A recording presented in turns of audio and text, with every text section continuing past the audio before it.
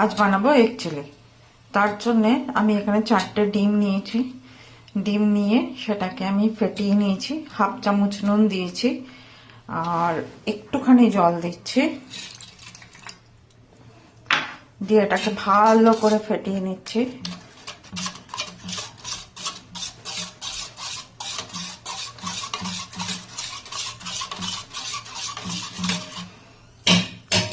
হয়ে গেছে ফেটানো। এবারে এটাকে কভার করলাম।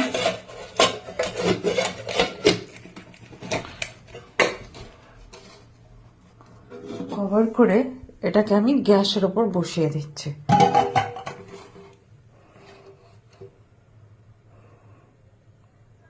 ঠিক আছে,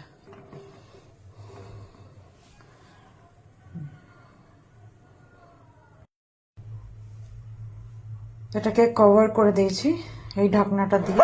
এবার এটা হতে থাক, আর এই জায়গার মুখটাকে আমি কভার করে দিয়েছি। এবার এটা হতে থাক, আমি ততক্ষণ বাদ বাকি প্রিপারেশনগুলো করে নিই। 10 মিনিট মতন হয়ে গেছে, চলুন দেখে নেওয়া যাক কি অবস্থা।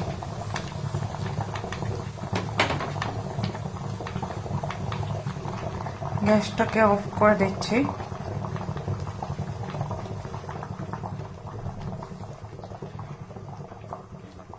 হয়ে গেছে, এবার এটাকে কাটতে হবে।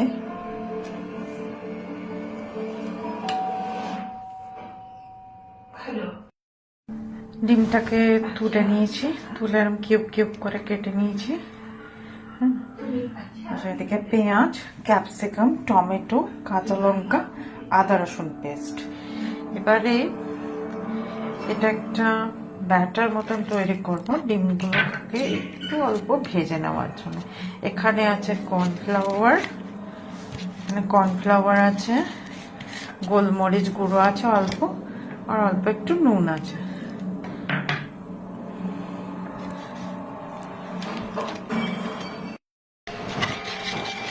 ব্যাটার তৈরি, আমার তেলও রেডি হয়ে গেছে। এবার একটা একটা করে এর মধ্যে ডিপ করলাম, করে এখানে ছেড়ে দিলাম।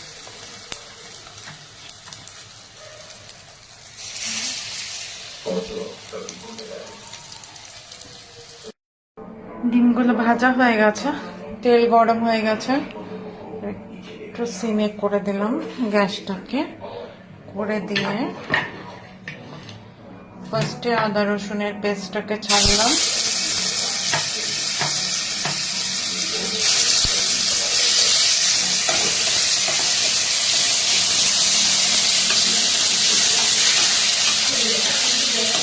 সিমে করেই আদা রসুনের পেস্টটাকে হালকা হালকা ভাজলাম।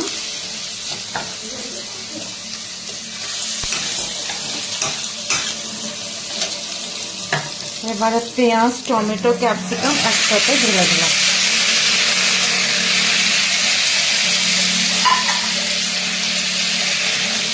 ঢেলে দিয়ে তাকে একটু নাড়াতে থাকলাম।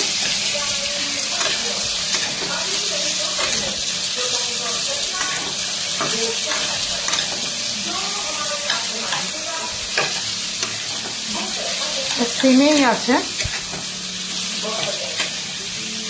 তো এখন থাক এটা সিমে। সিমে থেকে একটুখানি এটা বয়েল হোক।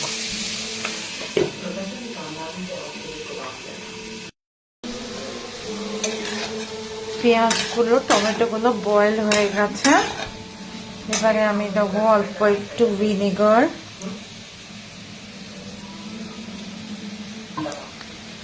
সোয়া সস,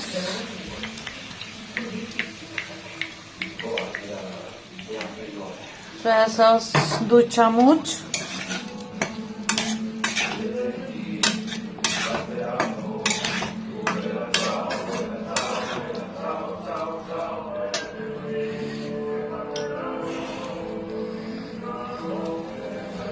অথবা ব্ল্যাক সল্ট 1 চামচ মতন। যেহেতু সোয়া সস দিয়েছি ওই জন্যে সল্টের পরিমাণটা কম।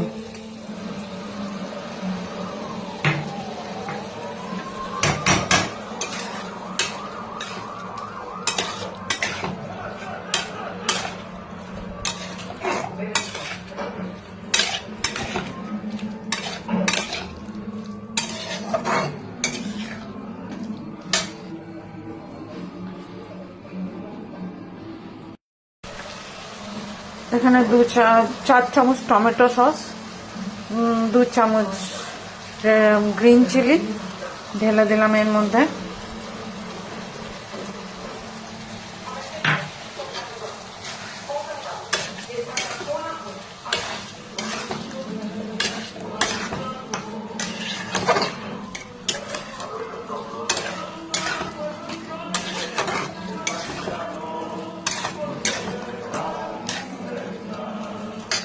এবারে এগুলোকে ঢেলে দেবো।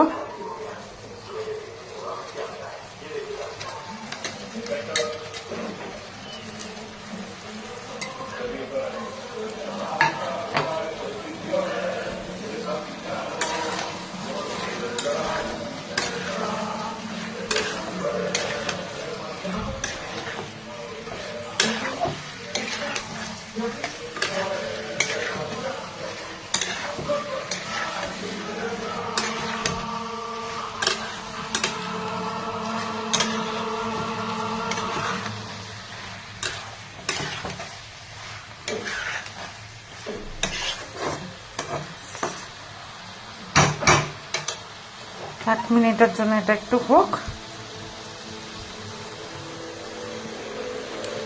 গ্যাসটাকে সিমে করে দিই। এটা 1 মিনিটের জন্য হোক। হয়ে গেছে 1 সেকেন্ড, এবার দেখা যাক।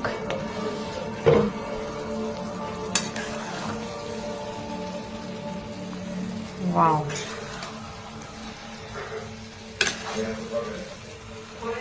আমার এগ চিলি তৈরি।